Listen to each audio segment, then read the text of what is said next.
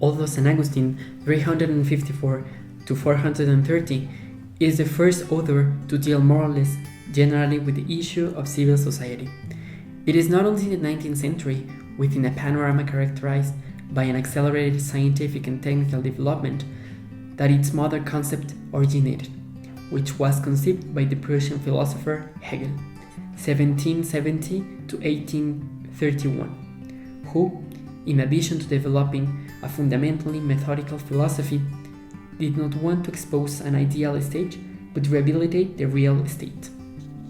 Hegel was the first great modern philosopher who conceptualized in a complex way the term civil society, taking up the naturalistic tradition and the conception that the individual is holder of rights and agent of moral conscience. For this thinker, civil society is the path that starts from the private sphere and culminates in the public space.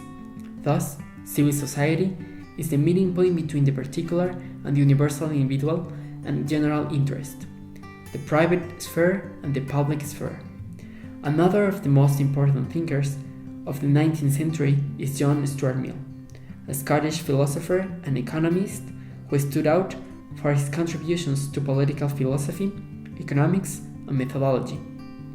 This philosopher, too, developed widely theories concerning the state and freedom. For Mill, the basic principle of freedom is that each individual, group of individuals, and the government refrain from meddling in the thought, expression, and action of others, so that freedom ends where the other begins. On the other hand, the Scottish philosopher and economist Adam Smith, another illustrious 19th century thinker, laid the foundations of economic science and, to a lesser extent, made contributions in the field of political philosophy, among which his famous work, Intrinsically Political, about the principles of free enterprise or liberal capitalism, stands out. Many of his fundamental reflections are contained in his theory of moral sentiments, in which he exposes and analyzes the characteristics of human nature and individual action. Smith conceived the universe as a system whose purpose is expressed in terms of order, stability, harmony, and happiness.